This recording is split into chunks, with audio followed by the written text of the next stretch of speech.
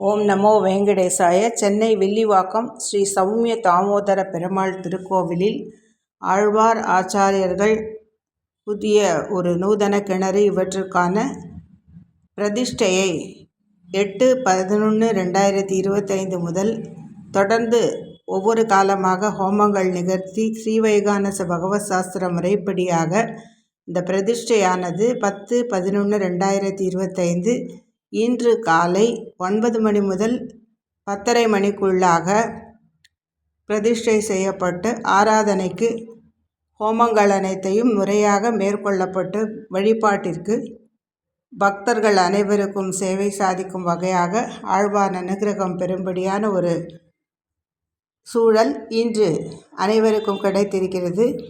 இந்த வாய்ப்பை நாம் பயன்படுத்தி பெருமாளை திருக்கோவிலில் சேவிக்க வேண்டும்.